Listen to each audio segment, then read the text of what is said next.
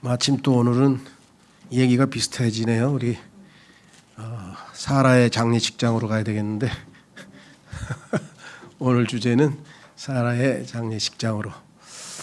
23장 창세기 23장입니다.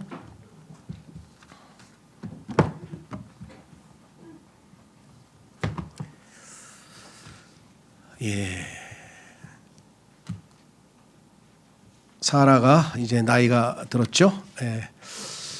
지난번에 우리가 22장 끝부분에 살펴보았는데 오늘은 23장으로 가보도록 하겠습니다.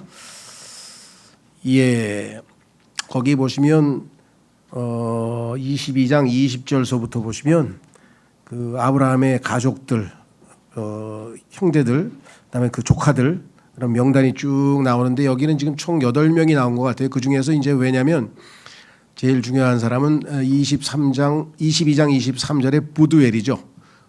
부두엘이 중요한 게 아니고 그 부두엘이 리브카의 아버지이기 때문에 중요하죠. 자, 그래서 오늘은 하나님의 영원한 계획, 그 표현은 사도행전 20장에 나오죠. 사도행전 20장 27절에 보면은 하나님의 영원하신 계획이라는 표현이 나오는데 그 영원하신 계획 중에서 중요한 그 모멘텀이 있어요. 지난번에도 한번 말씀드렸죠.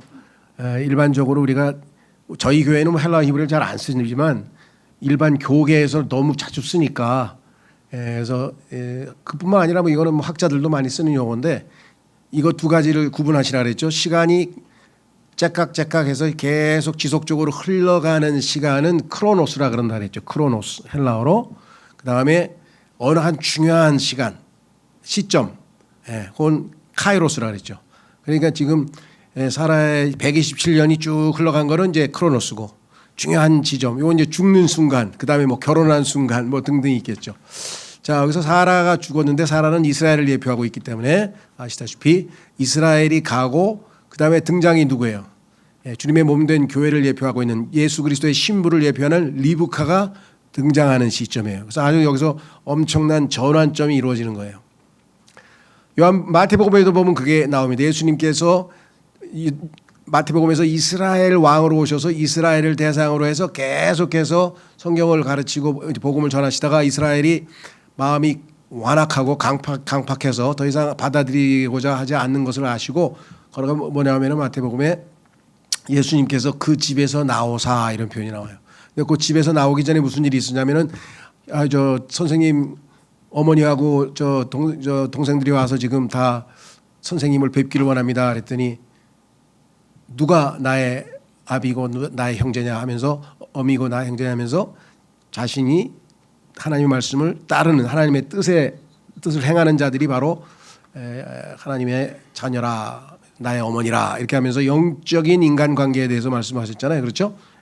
그리고 나서는 그 집은 이스라엘 집이죠. 그 집에서 나오셔서 이제 바닷가로 갔는데 바다는 성경에서 민족들이라고 계시록에 설명이 되어 있어요. 그러니까 이방인들에게로 이제 향하시는 사역의 전환점이 이루어지는데 이런 것들이 오늘 바로 그 타이밍이에요. 그래서 여기 리브카 우리는 영어로는 이걸 레베카라 그러죠. 잠 있어 보자. 23절에 레베카. 혹시 여러분들 세상적인 세속적인 건 잘 모르시겠지만 레베카라고 하는 이름이 서양 사람에서는 굉장히 유명한 이름이에요. 왜냐하면 성경에 나오는 좋은 이름이니까. 리디아도 그렇죠. 리디아. 우리나라 골프 선수 중에서도 리디아 고 있잖아요. 파리 올림픽에서 금메달 따잖아요. 그죠? 대단한 그 리디아도 소위 말하면 the first European Christian 최초의 유럽 그리스도인이 여인이었어요. 근데 이름이 바로 리디아였어요. 리디아. 자, 그래서 하여간 여기는 지금 리브가라고 우리는 발음하는데 하여간 영어로는 레베카라고 보통 얘기하고 뮤지컬 주인공 이름이기도 해요. 이게 레베카라고 하는 게. 그래서 서양 사람에게는 익숙한 거고 우리나라에도 이미 많이 익숙해져서 여러분들이 이런 걸 나올 때 레베카라든가 이런 거 나오면 복음 전하기 좋죠. 야, 레베카가 누군지 아냐? 레베카 누군데? 그 뮤지컬 주인공 아니야? 그러니까 원래 그게 아니고 그 아브라함의 그 며느리 이름이야 그게. 이렇게 해서 우리가 말문을 틀 수가 있겠죠. 자, 여기서 보시면 그 등장. 리브가가 등장하려면 당연히 사라는 사라져야죠. 그래서 하나님께서 정확하게 이제 사라를 보내시는 장면이 나옵니다. 그런데 여기 명단에 보면 뭡니까? 부두엘도 그 후손이 12명이고요. 이스마엘 아랍 이스마엘도 12명이고요. 부두엘은 시리아입니다. 시리아의 원래 고향이죠. 아브라함의 원래 고향은 시리아였는데 그래서 성경에 보면은 한 시리아인이라고 야곱을 지칭할 때도 얘기하죠. 지금 시리아는 뭐 다행히 이제 반군이 이게 정권을 잡아가지고 뭐 친미 노선으로 돌아서고 해서 시리아는 이스라엘의 북쪽에 있으면서 가장 이스라엘 같은 한 뿌리인데도 불구하고 계속 우리 남북한하고 비슷해 같은 민족인데 계속 하여간 반 이스라엘 정책을 펴왔고 소위 말하면 그 옆에 있는 나라는 그 이라크는 마찬가지고 자 어쨌거나 지금 우리는 시리아 사람 부두엘도 12지파 그다음에 이스라엘도 12지파 야곱의 12지파 야곱의 후손 그다음에 또 누굽니까 아까 얘기했던 이스마엘도 12지파 그러니까 하나님께서는 정말 정확한 시스템에 의해서 모든 것이 다 움직인다고 하는 것을 우리가 얼핏 살펴볼 수가 있겠죠. 자, 그래서 이제 드디어 사라를 만나러 가는데 요 하나만 짚고 넘어가요. 사라의 생애에 대해서는 우리가 앞에서 그냥 쭉 그냥 훑어봤고요. 자세히는 살펴보지 않았는데 사라의 죽음이 이제 지금 닥쳤기 때문에 사라에 대해서 이제 성경에서 뭐라고 평가하는지 하나 짚고 넘어가야 되겠어요. 자, 확인해 보겠습니다. 하나님께서 사라를 어떻게 평가하셨는가 베드로전서로 가보시면 찾아보십시오. 성경 베드로전서 3장은 아내와 남편에 대한 지금 권면인데 우리나라로 치면 사라가 신사임당이에요. 신사임당. 여자로서는 최고의 명예를 누리는 사람이에요. 그러니까 성경 전체에서 그러니까 인류 역사 전체에서 하나님께서는 아내의 본으로 사라를 갖다가 이렇게 딱 뽑으신 거예요.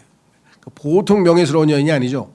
그래서 여자의 나이가 유일하게 여자가 몇 살에 죽었다라고 기록된 유일한 여자가 사라예요. 성경 전체에서는 여자의 나이가 기록되어 있질 않아요. 신기하죠. 예, 그래서 이 사라가 얼마나 중요한 여자인가. 그 여러분 이건 뭐 제 개인적인 적이지만 그 사라장이라고 들어보셨나요? 사라장?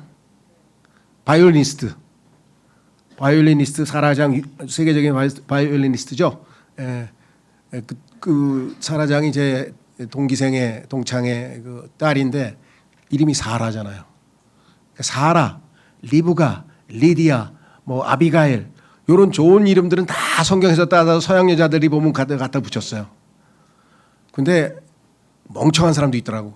예전에 그 2002년 우리 저 뭡니까? 월드컵에서 독일한테 졌잖아요. 4강에서. 근데 그 우리한테 골 넣은 독일 친구 이름이 발락이에요. 발락. 그냥 기분이 나빠가지고 저놈이 하필이면 또 그거를 넣어가지고 그렇죠? 예, 성경을 알면 돌아가는 걸 쫙 여러분들 그 일어나는 Rising Lion 들어보셨어요? 일어나는 사자. 이스라엘이 이란을 핵시설을 폭격했잖아요. 그 작전명이 Rising Lion 일어나는 사자인데 일어서는 사자. 거기 신명기 23장에 보면 하나님께서 이스라엘의 명칭 중에 있어요. 근데 그거를 또 성경도 모르는 사람들이 다 찾아내가지고 어디서 인터넷을 뒤졌는지 이거 신명기 23장에 나오는 뭐 라이징 뭐 라이언이라 그러면서 막 써놨더라고요. 그래서 그런 것들은 내가 약간 신문에서라도 다 사진 찍어가지고 내가 여러분들에게 알려드리는 거예요. 그리고 이제 또 어제 뉴스에 들으니까 오늘 공부하려고 하는 지명이 나오더라고요. 베르셰바. 옛날 성경에는 부엘셰바라 그랬죠. 부엘셰바. 베르셰바에 이란에서 쏜 미사일이 떨어져가지고 사람들이 많이 다쳤다. 그래서 베르셰바 어디서 듣던 얘기 같은데 그게 바로 아브라함이 지금 살고 있던 지역이었어요. 그러다가 그러니까 우리로 치면 남쪽이죠. 부산. 그다음에 서울은 예를 들면 단이라는 도시. 부엘셰바. 그래서 이스라엘을 뭐라고 얘기하냐면요. 베르시에바에서 단까지, 그러면 이스라엘 전체를 나타내는 표현이에요. 지역적인 표현. 성경에 자주 나와요. 맨 남쪽 도시, 그러니까 부산에서 서울까지 이렇게 되는 거죠. 그 중간에 있는 대전에서 죽었어. 누구야? 리브가 죽은 게 아니고 사라가. 그래서 그걸 헤브론이라 그래요. 헤브론. 그러니까 여기 지금 나와 있는 것. 그래서 지명이 그렇게 되어 있는 거죠. 이스라엘의 제일 북단에 있는 도시, 남단에 있는 도시, 남단에 있는 도시로 밑으로 내려갔다가 이제 다시 헤브론이라고 하는 곳에서, 이 헤브론이라고 하는 곳은 지금도 이스라엘 도시죠. 아주 유명한 도시인데 교제란 뜻이라 그랬잖아요. 그래서 하나님께서 아브라함과 교제하던 장소인데 거기에서 사라가 이제 죽게 됩니다. 자, 그럼 사라를 어떻게 평가했나 보십시오. 이렇게 써 있어요. 여자들이 이제 5절에 보면, 베드로전서 3장 5절에 보면 아내들에 대해서 3장 1절서부터 얘기하고 있는 장면이 쭉 나와요. 그렇죠? 그래서 여기 다 쭉 읽어보겠습니다. 3장 1절. 그로 마찬가지로 너희 아내들아 너희 자신의 남편들에게 복종하라. 만일 누군가 말씀에 순종하지 아니한다 해도 아내들의 생활 방식을 통하여 말없이 그들 또한 쟁취되도록 하려는 것이니 그들이 두려움과 결부된 너희의 순결한 생활 방식을 보는 동안 그리 되리라. 그러니까 하나님께서 사라를 세우신 목적은 뭐냐? 하나님을 잘 믿지 않는, 신앙이 별 볼 일 없는 남편들을 섬기는 아내들의 본으로 사라를 보여주신 거예요. 무슨 말인지 안 되세요? 대부분 보면 한국에 보면은 부인들은 믿음이 좋고 남편들이 믿음이 신통치 않아요. 그래가지고 어떤 분은 그냥 나한테 그러더라고. 내가 정말 신앙 하나 보고 지한테 시집왔는데 하나님이 뭐 이런 사람을 나한테 줬노? 막 이러더라고요. 그래서 왜 그래요? 그러니까 뭐 엉망이라는 거야. 근데 그런 사람도 끝까지 순종해야 된다고 본을 보여주는 게 누구예요? 사라예요. 사라는 자기를 팔아먹은 남편을 존경한 거예요. 2번 팔아먹었잖아요. 예? 그것도 그냥 살벌하게 잘못하면 죽을 뻔했잖아요. 자, 그래서 여기 나와 있죠. 뭐래요? 너희의 단장이 머리를 닦는 것과 금을 착용하는 것이나 차려입은 복장에서 비롯된 외적인 단장이 되지 않도록 하라. 그렇다고 뭐 잘 차려입지 말라는 뜻은 아닙니다. 지나치지 말라 이거죠. 다만 마음에 숨겨진 사람으로 하여금 너희의 단장이 되게 하되, 속사람이 중요하다 이거예요. 겉사람보다는. 썩을 수 없는 것 곧 온유하고 조용한 영의 장식으로 하라. 이 온유하고 조용한 영의 장식으로 한 사람이 누구냐? 사라라. 그런 게 하나님께서 사라라고. 하나님의 목전에서 그것은 대단히 값진 것이라. 이는 이런 생활 양식을 따라 옛적에 하나님을 신뢰하던 거룩한 여인들도 자기 자신의 남편들에게 복종함으로써 스스로를 단장하였기 때문이라.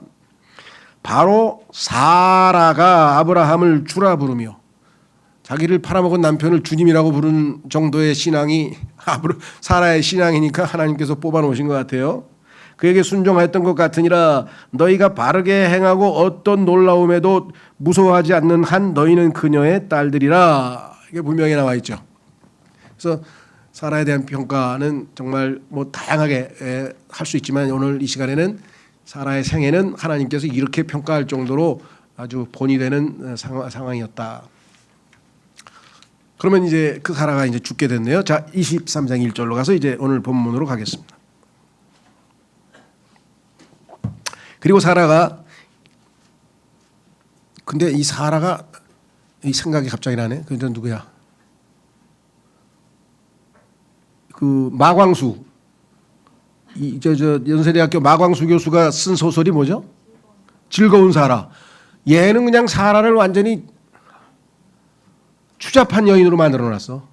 야, 아주 그냥 막 자유, 낭만, 뭐 아주 그냥 이름이 낭만이지 그냥 막 지멋대로 사는 여자의 상징으로 나타냈대.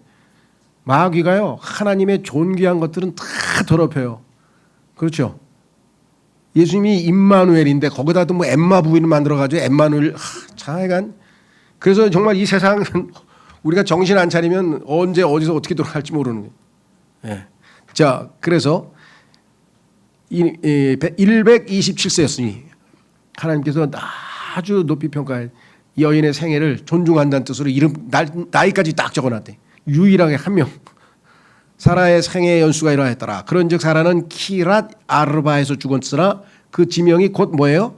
바로 그것은 가나안 지역 가운데 있는 헤브론이라. 하나님께서 이거를 아주 좋아하시는 것 같아요. 교제, fellowship. 자, 한번 확인해 보겠습니다. 이거 그리스도인으로서는 정말 중요한데 제가 여러 번 강조했는데 기억하고 계신지 모르겠어요. 우리를 죄로부터, 죄의 형벌로부터 구원하신, 죄로부터 구원하러 오신 것이 맞죠. 하나님께서. 그러나 그 죄로부터 구원하신 목적이 뭐냐 이거예요. 자신의 아들의 신부가 더러운 죄인일 수는 없잖아요. 그래서 우리를 구원하자마자 우리를 누구예요? 예수 그리스도와 하나님의 아들과 fellowship, 교제하게 하시는 하나님은 신실하시도다. 고린도전서 1장 9절에 써 있습니다. 고린도전서 1장 9절에.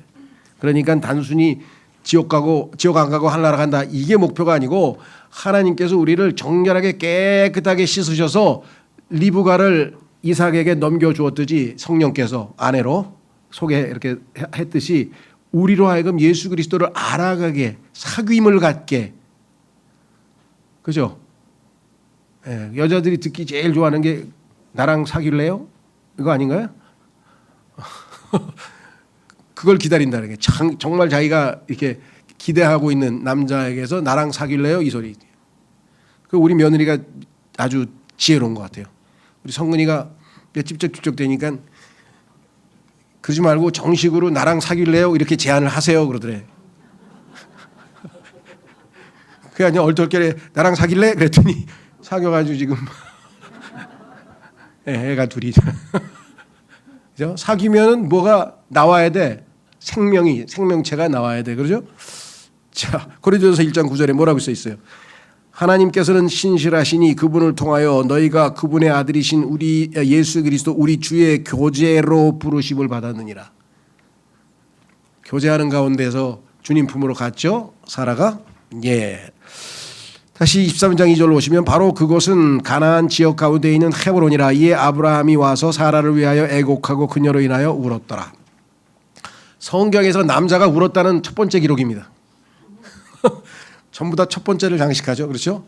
예, 참 많이 사랑했다는 거죠.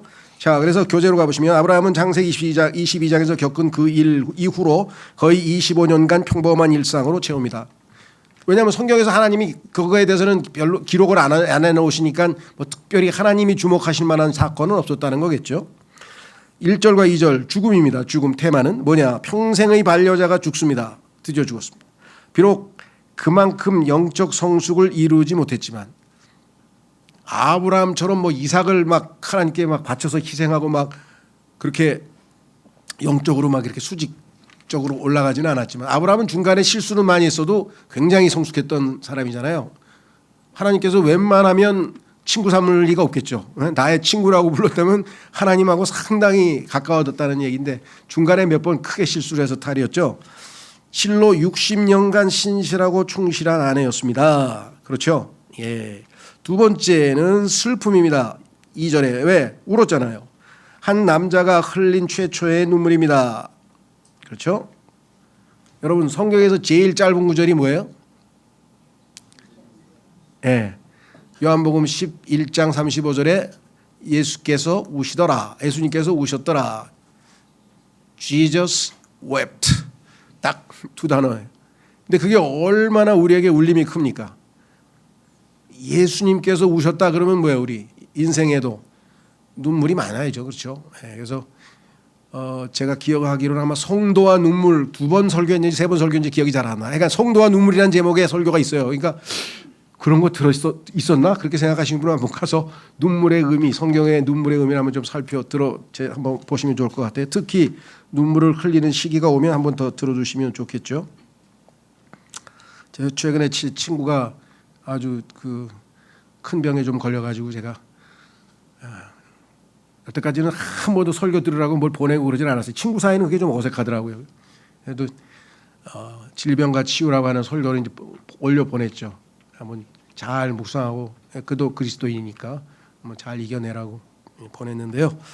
하나님 말씀이 우리를 치유할 수밖에 없으니까 했습니다. 자, 그래서 다시 돌아오면은 예수님이 우셨다고 성경에 기록되어 있잖아요. 다시 우리는 3절로 갑니다. 이 와중에서 슬픔에서 쉽게 벗어나기가 어렵죠, 대부분. 근데 벗어날 수 있는 방법은 뭐냐? 그것은 마땅히 해야 할 일을 하는 거예요. 3절 그리고 아브라함이 그의 죽은 자 앞에 일어서서 헷의 아들들에게 이같이 일러 말하였더라. 자기가 할 일을 하는 거죠. 자 4절부터 나는 타국인이요 그대들과 더불어 채우려 하는 자라. 이 타국인이라고 하니까 뭐 스트레인저 읽으면 타국인이 스트레인저야 그렇습니다. 원래는 타지인이란 뜻이에요. 그러니까 내가 사는 동네는 익숙하잖아요. 그렇죠. 내가 사는 데는 뭐 내가 사는 동네는 익숙한데 어디 딴 동네 가나 딴 나라에 가면 이게 외지가 되잖아요. 타지. 그래서 외지인, 타지인. 그래서 좀 뭔가 익숙하지 않다는 그런 뉘앙스인데 그러니까 나는 이 지역에서 원래 살던 사람이 아니니까 타국인이란 말로 번역을 했습니다. 성경에 보면은 stranger를 그렇게 번역을 하는데 요거를 이 세속 일반 사회에서는 이 stranger를 갖다가 이방인이라고 번역했어요. 이방인. 그게 프랑스 누구예요? 그 유명한 소설가 이방인이라는 소설가 쓴 사람 있죠? 소설 쓴 사람. 예? 까미. 까미 같이 유명한 사람도 다 잊어버려요. 저는 요즘에. 알베르 까미라고 하는 사람이 쓴 이방인이 영어로는 the stranger예요. 그러니까 이방인이라는 얘기는 여기에 익숙치 않은 사람이라 이런 뜻이에요. 자, 그래서 뭐라고 얘기했냐? 아브라함의 특징, 나는 타국인이래. 이 세상이 나는 많이 어색해, 불편해. 난 빨리 고향으로 갈 사람이야. 그런 뜻이에요. 그렇죠? 여러분 어떠세요? 야, 살맛 나는 세상이래. 누구 입에서 나온지 아세요? 우리나라에서 맷째가라면 서러울 목사님 입에서 나왔어. 그래서 내가 깜짝 놀랐어. 저 사람이 지금 이 세상을 살맛 나는 세상이라고? 하나님께서 세상을 사랑하지 말라 그랬는데 얼마나 이 세상이 재밌었으면 살맛 나는 세상이 됐을까? 월급을 많이 받았나? 아니면 뭐 좋은 차를 타고 다니나? 궁금해지더라고요. 왜? 목사 입에서 그리스도인 입에서 나왔어도 내가 여보시오 정신 차리시오 할 텐데 목사 입에서 그 소리 그것도 그냥 쟁쟁하다는 목사 입에서 나오니까 입이 짜. 물론 이 땅에서 수고하고 희생하는 그리스도인들의 모습을 보고 그랬을 수도 있으니까 제가 함부로 판단 안 하겠습니다만 어쨌거나 자 그래서 여기 뭐라고 했느냐 우리는 3절에 4절 타국인이요 그대들과 더불어 체류하는 자라 체류 임시거주자라는 뜻이에요. 그래서 성경에 보면은 우리는 임시거주자이기 때문에 그것을 성경에서 뭐라 그러면 예수님께서 믿음은 이 겨자씨 하나 돼 겨자씨. 겨자씨는 1년생 나물이에요. 1년생 나물. 오래 짱박아 뿌리를 내리는 게 아니에요. 그래서 1년생 나물이죠. 그러니까 1년마다 다시 또 실 뿌리고 해서 그렇게 체류 임시 체류자인데 이게 변질이 돼가지고 종려나무 다시 말해서 야자수 나무처럼 뿌리를 내리고 크게 막 가지가 그냥 엄청나게 멋진 나무가 됐어요. 예수님께서 그렇게 얘기를 하셨어요. 뭐 교회가 순수한 믿음을 가진 자들이 부패해서 세상에서 인정받는 자들이 돼가지고 거기서 새들이 깃들고 뭐 근데 그걸 갖다가 교회가 초반에 쬐끔했는데 그냥 로마를 집어삼키고 막 세계적인 기독교가 됐다고 막 자랑하고 이게 완전 정반대로 가는 거예요. 하나님의 예수님이 해석하신 거하고 정반대로 가서 세상에서 존경받는 기독교 그건 벌써 이제 완전 부패했다는 뜻이죠. 여기 나와 있잖아요. 예. 체류한다 그랬죠. 언제 뿌리 받고 짱 받고 사는 게 아니라 내가 나의 죽은 자를 나의 목전에서 장사할 수 있도록 나에게 그대들과 함께 있는 장지를 소유로 달라. 그러자 헷의 자식들이 헷은 일반 사회에서는 히타이트족이라고 하는데요. 뭐 철기 문화를 꽃피웠다 뭐 이런 게 나오죠. 히타이트 헷의 자식들이 아브라함에게 대답하며 그에게 이같이 말하였더라. 나의 주여 뭐 여기서 주라고 하는 거는 두 가지죠. 상당히 부와 그죠? 군대와 이 파워, 권력과 부를 지니고 있는 상당히 큰 족장이기 때문에 함부로 대할 수가 없고 그렇죠. 두려워서 주라고 할 수 있었겠죠.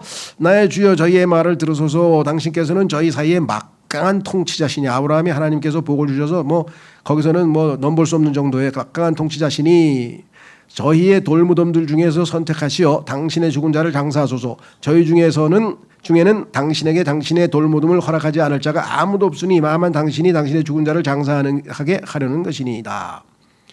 아이고 족장님 신경 쓰지 마시고 그냥 아무데나 원하는 데 골라서 부인을 매장하시죠. 장례를 치르시죠. 우리 사람들은 뭐 아무도 뭐라 그럴 사람이 없습니다. 이렇게 지금 정중하게 얘기를 했어요. 아마 이 사람을 옆에 둬야 또 나중에 써먹을 수가 있잖아요. 그죠? 동맹 비슷하게 붙들어 놓으려고 하는 것 같아요. 그러자 아브라함이 일어서서 그 지역의 백성 곧 헷의 자식들에게 몸을 숙여 절하였더라. 세력으로 보나 뭐 모든 여건으로 보나 아브라함이 갑이에요. 아브라함이 여보시오, 이거 나한테 하사하지? 그럼 그냥 아이고 물론 입죠. 이게 너무나 당연한 거예요. 그게 그 사회에서는, 이 사회에서는. 그런데 너무 정중하게 얘기를 하니까 이 사람이 당황해가지고 아이고 뭐든지 마음대로 원하시는 대로 하십시오. 그랬는데 아브라함이 자기가 지금 도움을 받으려고 하는 거 아니에요. 그렇죠? 그 자세가 여기 보세요. 저 몸을 숙여 절하였더라. 깜짝 놀랐겠죠. 그러면서 그는 그들과 대화하며 이같이 말하였더라. 만일 내가 나의 죽은 자를 나의 목전에서 장사하는 것이 그대들의 생각이라면 나의 말을 듣고 조할의 아들 에프론에게 나를 위하여 간절히 요청하여 그로 하여금 그의 들판 끝에 있고 그가 소유한 막펠라의 동굴을 나에게 주도록 하라. 이는 그가 그것의 가치만큼 돈을 받고 그것을 그대들 가운데서 장지에 대한 소유로 나에게 줄 것이기 때문이라. 내가 필요한 것은 당신 중에서 에프론이라고 하는 사람이 가지고 있는 저 지역 끝에 있는 동굴을 내 아내의 무덤으로 쓰려고 하니까 그걸 나에게 달라고 하라 하면서 아주 지혜로운 방법은 뭐예요? 중재자를 내세운 거잖아요. 에프론에게 막 가서 압력을 가하듯이 군대를 이끌고 가가지고 이거 나한테 필요한데 팔어 막 이게 아니고 자기네 같은 족속의 족장 비슷하게 높은 사람에게 가서 중재를 서달라고. 요즘도 뭐 당사자끼리 뭐 할 수도 있겠지만 요즘도 모든 중요한 거래는 다 중간에 소위 말하면 중개인이 있잖아요. 중개인. 그렇죠? 부동산도 마찬가지고. 그래서 그런 아주 정상적이고 예의를 갖춰서 그렇게 했습니다. 그리고 에프론이 헷의 자식들 가운데 거했더라. 거기에 이제 그 사람이 이름이 나와요. 에프론이라는 사람이.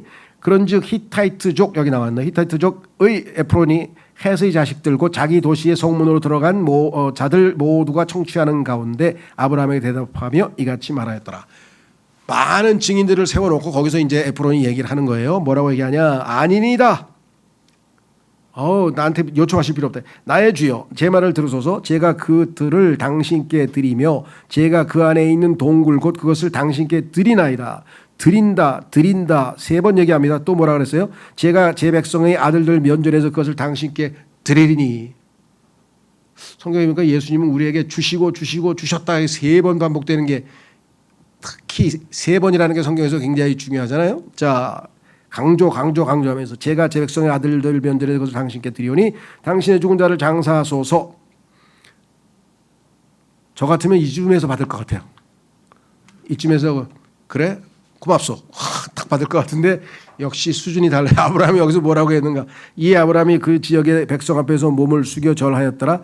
이어서 그가 그 지역의 백성이 청취하는 가운데 에프론에게 일러 말하기를 그러나 만일 그대가 그것을 주고자 한다면 내가 그대에게 간청하노니 내 말을 들으라. 내가 그들을 위한 돈을 그대에게 주겠으니 나에게서 그것을 받으라. 그리하면 내가 나의 죽은 자를 거기에 장사하겠노라 하였더라. 다윗도 그랬죠. 다윗도 이 역사서에 보면은 돈을 값을 치르고 해야지 난 공짜로 안 한다 이런 표현이 나와요. 신앙생활에 있어서 가장 쉽게 간증을 상실하는 방법, 돈 문제에 있어서 정직하지 않으면 반드시 간증 상실해 버립니다. 그런데 그런 걸 너무 쉽게 무너뜨려 가지고 제일 예민한 게 사람들이 뭐예요? 돈이잖아요. 돈 문제에서 그리스도인이 정직하지 않다고 딱 판단되면 그 다음부터 그 사람 신뢰 안 해요. 아무리 저기 해도. 그러니까 아브라함은 그걸 잘 알고 있는 거죠. 그래서 돈 문제에 있어서는 결코 거기에서 조금이라도 잡지 않으려고 하죠. 잡히지 않으려고요.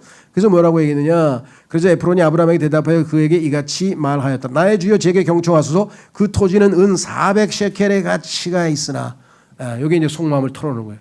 야, 잘 모르지만 한 3배쯤 부풀린 것 같아요. 3배쯤. 그래가지고 그래서 뭐예요 이제 깎고 뭐 이래가지고 이제 사인하고 계약하잖아요. 보통 이런 때도 마찬가지거든요. 그러니까 이 친구는 자기가 마음속에 진짜 받고 싶은 거 그냥 왕창 불러놨어요. 그리고 뒤로 빼는 거예요. 이게 이제 작전이지. 뭐라고 했어요? 400세켈의 가치가 있으나 저와 당신 사이에 그것이 무엇이니까? 저하고 그런 사이는 아니지 않습니까? 그러므로 당신의 죽은 자를 장사하소서. 이에 아브라함이 에프론에게 경청하였더라. 그런 다음에 아브라함은 셋의 아들들이 청취하는 가운데 그가 매긴 대로 상인들의 통화인 은으로 무게를 달아 은 400세켈을 주었더라. 근데 거기에 에프론이 아닙니다. 아닙니다. 없어요. 아유 감사합니다. 이 속마음이죠. 그러니까 몇 배 주는 거 알았을 거야. 그럼에도 불구하고 뭐예요? 간증을 지키기 위해서 그 족장이 자기 아내를 위해서 이렇게 그냥 많은 돈을 투자해가지고 그렇죠. 저는 물건 깎는 게 나쁘다는 뜻은 아닙니다. 왜? 너무 많이 불렀으니까. 그러나 적당하게 깎아야지 나중에 가면서 예수 믿는 자니 지독하네. 이거 소리 들으면 이게 닭광이에요. 차라리 손해보는 게 나아. 차라리 손해보는 게. 그렇죠? 너무 많이 불리면 조금은 안 될까요? 한번 깎아주면 고맙습니다. 그러면 그 사람이 얼마나 좋아하겠어요. 왜? 2번, 3번 깎을 줄 알고 좀 더 불렀는데 본인은 이득을 취한 거 아니에요. 아유 그래도 교회 다니는 사람이 그래서 사람 괜찮네. 이런 간증이라도 남길 텐데. 지독하네. 뭐 이러면 간증이고 뭐고 다 사라지는 거예요. 자, 그래서 여기 나와 있습니다. 이 아브라함이 돈을 줬어요. 그렇죠? 자, 그래서 우리는 우선 그 밑으로 마무리를 짓고 더 얘기를 하겠습니다. 그리하여 막펠라에 있고 마므레 앞에 있는 에프론의 들 곧 그 들과 그 안에 있는 동굴과 그 들에 있고 주변의 모든 경계들에 있던 모든 나무들이 확실하게 정해졌으니 얼마나 좋아요.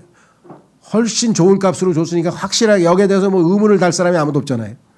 햇의 자식들이 참석한 가운데 그 도시의 성문으로 들어간 모든 자들 면전에서 그것이 아브라함에게 소유로 확실하게 정해졌더라. 증인도 많어. 그러니까 에프론이 나중에 가서 불평이고 뭐라고 할 얘기도 없어. 그렇죠? 그리고 이 일 후에 아브라함이 그의 아내 사라를 마므레 앞 막펠라의 들에 있는 동굴 안에 장사하였더라. 사람들이 그럴 거 아니에요. 야, 아내를 참 사랑하는구나. 저렇게 비싼 값에 동굴을 사가지고 무덤을 사가지고 다 하니까. 그렇죠? 바로 그것은 가나안 지역 가운데 있는 헤브론이라. 그런즉 헷의 아들들에 의하여 그 들판과 그 안에 있는 동굴이 아브라함에게 소유장지로 확실하게 정해졌더라. 그래서 여기에 이제 다 묻히잖아요. 아브라함도 묻히고 사라까지 묻히죠. 며느리까지. 하여간 사라 묻히고 그다음에 저 리브가 레아 리브가 안 묻혔죠. 아니 이제 묻혔지. 리브가의 레아하고 라헬이 있는데 라헬이 첫째가 아니잖아요. 그건 그냥 야곱이 지가 좋아가지고 그냥 한 거지. 하나님이 정해주신 거 원래 레아잖아. 그래서 레아가 그 올바른 노선이 돼서 레아는 묻히고 라헬은 못 묻혔어요. 그러니까 야곱이 살아간 자야. 자기가 좋아하는 여자야. 그러니까 거기에 이기심이 많이 들어갔겠죠, 그죠? 요즘도 그렇잖아요. 내 스타일이야, 내 스타일. 글쎄요, 뭐 하나님께서 존중해 주시면 자기 스타일하고 결혼해야죠. 저도 그 찬성인데 그래도 제 친구 중에 얼마 전에 필리핀 선교 갔다 와서 필리핀에서 전화가 왔더라고. 나보고 그러더라고. 기도를 했는데 그게 이제 한 몇십 년 전 얘기예요. 결혼하기 전에 기도를 딱 했는데 난 안 믿어요. 그렇지만 하여간 그 여자하고 저 자매하고 결혼하라 그랬다는 거야, 하나님께서. 그래가지고 그 자매한테 가서 이제 딱 얘기를 했어. 하나님께서 확실하게 확신을 줬다. 근데 이 여자는 자기 스타일이 아니야. 이 남자가 자기 스타일이 아니야. 싫은 거야. 그냥 요리 빼고 뭘로 했어요. 한 1, 2년 도망 다녔는지 어쩐지. 나중에 어떤 비상수단을 썼냐. 술을 딱 먹었어요. 그래 가가지고 하나님의 명령을 거역할 거냐 하고 여자한테 협박을 했어. 그냥 이 여자는 너무 놀래가지고 집에 가서 기도하다 마음이 안정이 안 되는 거야. 그래서 이 사람은 밤에 그 당시에는 저 자정이 12시면은 하여간 집에 못 가잖아요. 그 통금. 그래서 그 깜파에 가서 하룻밤 잤어. 술 먹고 자매를 협박하고 집에 가다가 거기서 기적이 일어났어.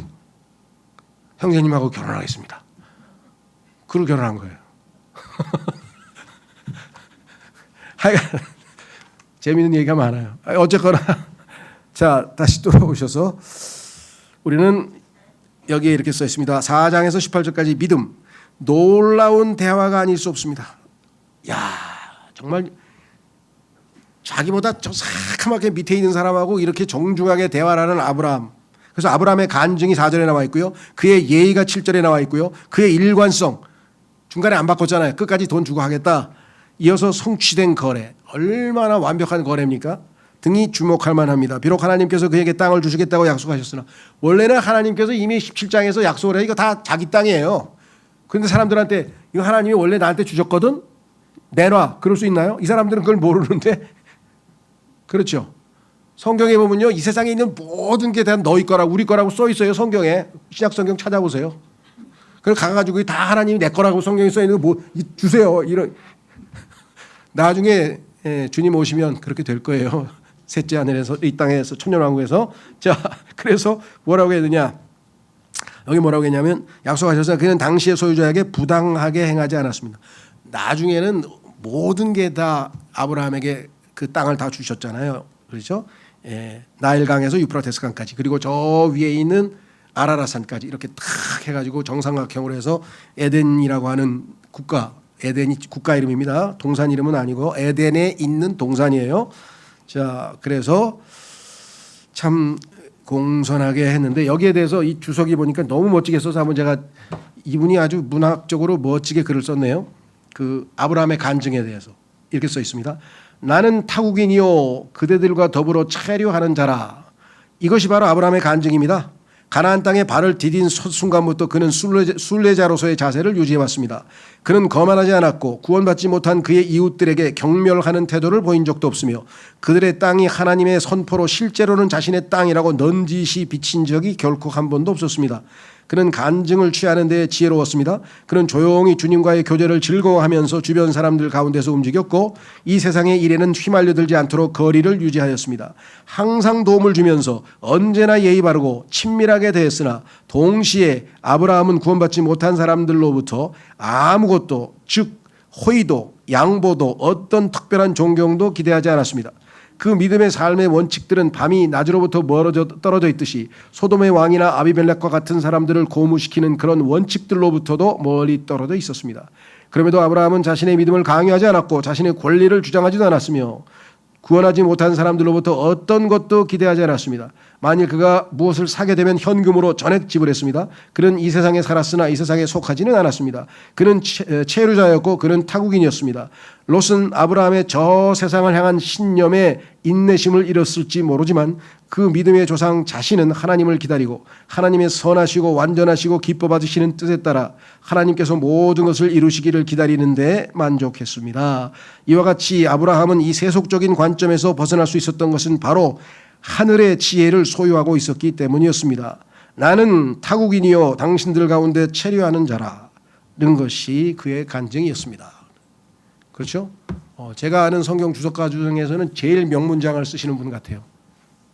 이거 이분의 그 주석이 그 시리즈로 한 30-40권 될 텐데 그거를 같이 번역하자고 저를 찾아오신 분이 있었는데 얼마 전에 암으로 돌아가셨네요. 모르겠어요. 그 이후에 책을 못 낸 것 같아요. 창세기 한 권만 딱 내고. 그래서 제가 저희 교회에서 선정한 책도 지금 번역을 못하고 있을 정도로 정말 도와드리기가 힘드니까 창세기하고 로마서하고 요한계시록이 세 권을 저한테 맡기시면 제가 1년 안에 번역해서 드리겠습니다. 그랬는데 마음에 안 드셨는지 알겠습니다. 그러고 가셨어요. 근데 얼마 있다가 이분이 주님 품으로 가셨더라고요. 나중에 연락을 해보니까. 하여간 이 창세기 주석은 아주 참 멋진 것 같아요. 이 문학적인 표현이 우리의 마음을 좀 감동시키는 것 같습니다. 마무리 지었죠. 자, 19절 20절은 사랑이죠. 사랑. 왜? 이렇게 써 있죠. 그리고 그 일 후에 아브라함이 그의 아내 사라를 마므레 앞 막펠라들에 있는 동굴 안에 장사하였더라. 바로 그것은 가나안 지역 가운데 있는 헤브론이라. 그러니까 아까 말씀드렸죠. 베르셰바가 남쪽에 있고 헤브론이 가운데 있고 예루살렘이 그 다음에 있고 그 다음에 단이 있어요. 그러니까 딱 예루살렘과 그 베르셰바의 중간 지역에 위치한 게 바로 이 소위 말하면 헤브론인데 오늘날도 이스라엘에서 이 세 도시가 상당히 중요한 도시예요. 베르셰바는 인구가 한 20명 정도 되고요. 20만 정도 되고 그렇습니다. 자, 그래서 우리는 이제 결론이 19절 20절에 교재에 보시면 성경에 처음으로 기록된 무덤입니다. 처음으로 아브라함은 사랑하는 아내를 위해 할 수 있는 모든 것을 행합니다. 그랬죠. 예, 그래서 아브라함은 정말 하나님께서 친구로 삼으실 만해요. 조카 롯과의 관계에서도 조카를 데리고 나온 사람이 아브라함이에요. 조카의 모든 경제적인 것들 다 뒷받침한 게 아브라함이에요. 그런데 목동끼리 싸우니까 양보를 하잖아요, 그렇죠? 예. 하나님께서 마음에 드셨고 이번에도 보니까 전혀 지난번에 벌써 아브라함은 어떻게 했습니까? 그 높으신 하나님, 그거 한번 확인해 보면 이게 중요한 건데 한번 보시죠. 14장에 보면 아브라함의 신앙 고백이 나오는데 뭐라고 했냐면 하나님을 14장 19절에 보니까 아브라함은 벌써 이미 좋은 간증을 보였기 때문에 여기서도 이런 답을 할 수가 있어요. 그렇죠? 거기 뭐라고 되어 있냐면요. 19절에 하늘과 땅의 소유자이자 지극히 높으신 하나님께 속한 아브라함이 속이 받기를 하라 그랬더니 아브라함도 역시 고백하시잖아요. 그리고 지극히 높으신 하나님께서 찬양받으시기를 바라노라 이렇게 쭉 내려오니까 아브라함도 22절에 이렇게 고백합니다. 아브라함이 소돔 왕에게 이같이 말하였더라. 하늘과 땅의 소유자이시며 지극히 높으신 하나님 곧 주께 내가 나의 손을 들어 올렸으니 내가 실오라기 하나부터 신발끈 하나에 이르기까지 아무것도 취하지 않겠으니. 이 세상의 스피릿, 이 세상의 그 시대 정신은 뭐예요? Give, 너희는 달라. 나에게 좀 줘. 마치 우리나라 그 어린애들이 이게 6.25 때 6.25가 아니고 해방 후에 저 미군들한테 give me come, give me come, give me come. 이 세상 사람 다 달래는 거예요. 그렇죠? giver, 주는 사람이 없어. 근데 성경에는 받는 것보다 주는 것이 더 행복하다고 써 있어. 제가 제일 기억나고 기뻤던 게 뭐냐면요. 기뻤던 것 중에 하나 뭐냐면 제임스 낙스 목사가 와가지고 미국에 가서 우리 교회의 간증을 엄청나게 많이 했다는 거예요. 자랑을. They are a giver, not taker. 그들은 받는 사람이 아니고 그쪽 성도들은 다 주는 사람이더라. 미국에서는 그게 쉽지가 않은가 봐요. 그래서 자기 평생에 수백 곳에 가서 교회에서 설교했는데 한국에 와서 최고로 대접을 받았대. 최고로 대접을 받았다고. 그렇게 얘기를 하더라고요. 네. 그러니까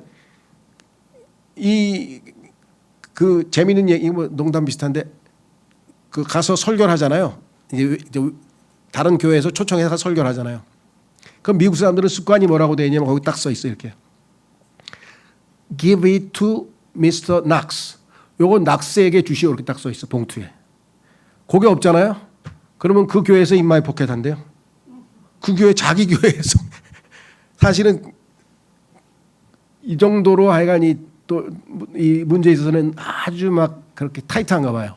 예, 그래서 지난번에도 제가 그 2006년에 거기 갔었는데 그 교회 갈 때 아무것도 모르잖아요. 제가 뭐라 그럴까 정보도 없고 아무것도 없으니까 미안한데 거기 근처 교회에서 제일 가까운 모텔을 나에게 예약을 하나 해달라. 그럼 내가 거기 가서 이제 당연히 내가 저 호텔 값은 내가 지불하죠. 근데 이 사람이 답변이 왔는데 주일날 교회까지 오는 것, 자기가 알아서 교회까지 오는 것은 it's your responsibility. 네가 알아서 하는 것이다.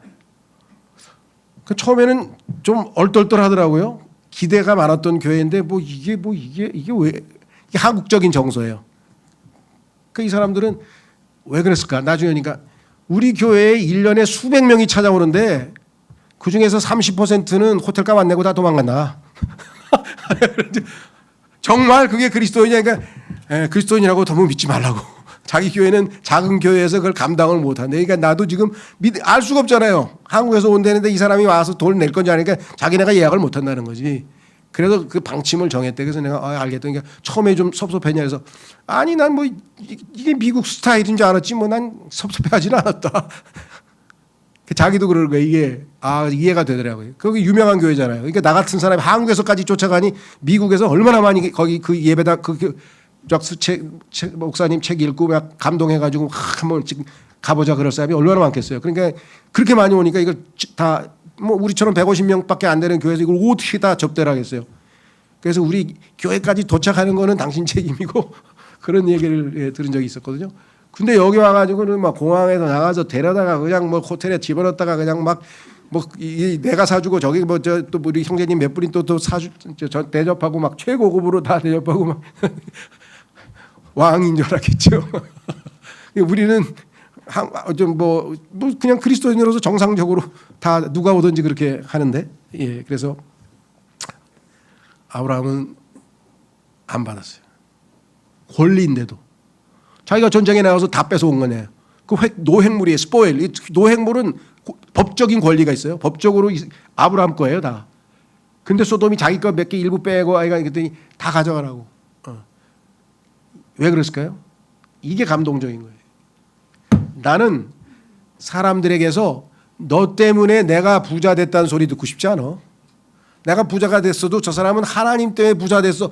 그 소리는 듣고 싶어. 근데 너 때문에 난 그거는 원치 않는다. 아세요? 그러니까 사람한테 뭐 훌륭하다, 멋져다, 좋다 그런 얘기 들을 이유가 없어요. 하나님이 가만히 계시면 아무것도 아니야. 그건 X야. 근데 아무도 뭐라고 안 그래. 관심도 없어. 근데 하나님께서 인정해주면 그게 전부예요. 그렇죠? 뭐 신앙생활 하는데 얼마나 편한지 모르겠어요. 그렇죠? 나를 욕을 하든 뭐 비방을 하든 뭐라 그러나 하여간 막 억울한 일을 당하든 뭐래든 이게 무슨 소용이 있어요? 사람들은 뭐 다 죄성을 가진 아담이니까 어쩔 수 없지. 그래도 하나님이 나를 보시고 정직하게 내가 이것을 하나님께 의지하고 의탁하고 있다. 그럼 얼마나 그걸 기뻐하시고 어여삐 보시겠어요. 그렇죠? 그러니까 아브라함이 바로 그래서 하나님의 친구라고 하는 걸 이 칭호를 얻게 된 것이 아닌가 이렇게 생각합니다. 마무리 짓겠습니다. 거기 써 있죠. 슬픔을 겪을 때 묵상을 위한 메시지. 이거 집에 가서 묵상해 보라는 얘기입니다. 슬픔을 겪을 때 필요한 가정생활의 모습, 사랑. 두 번째 뭐예요? 섬김. 그 다음에 소망. 왜 여기다가 그냥 멋지게 막 그냥 큰 무덤 안 짓고 그냥 동굴에다 넣었을까요? 이 육체는 가는 거예요. 땅으로. 사라는 이제 하늘나라에서 만날 거 아니에요. 그렇죠? 다시 만날 거잖아요. 그 소망을 갖고 있으니까 뭐 아주 화려하게 막 이렇게 대단하게 그런 장례는 아니죠. 정중하고 아주 적절한 그런 간증을 했죠. 그러니까 신앙생활에서 이런 게 우리에게는 진짜 필요한 것 같아요. 그죠? 하나님께서 막 크게 막 300명이 구원받고 막 이렇게 그것도 하나님이 하시는 일이지만 아브라함도 이렇게 차분하면서도 얼마든지 하나님을 기쁘시게 하는 신앙생활을 할 수 있다. 제일 유명한 게 그 책을 안 읽으셨으면 여러분들에게 권고하는데 물론 저도 권고하지만 이게 세계적으로 너무나 유명한 책이 돼서 그래요. 로렌스 형제라고 하는 사람이 쓴 하나님의 임재 연습 한 100페이지도 안 돼요. 하나님의 임재 연습이라는 책이 있는데 이 사람 하는 게 뭐냐면 수도원에서 요리사예요. 근데 항상 성령 충만해가지고 사람들이 야, 이 사람 정말 주님과의 교제를 제대로 할 줄 아는 사람이나 그래가지고 세계적인 베스트셀러예요. 뭐 어느 나라에 가도 있어 이 책은. 우리나라에도 혹시 안 읽으셨으면 뭐 두껍지 않으니까 하나님의 임재 연습 로렌스 형제 지음 이렇게 되어 있어요. 이거 보면 교제의 의미, 헤브론 교제의 의미를 여러분들이 아실 수 있을 것 같습니다. 기도하고 마치겠습니다.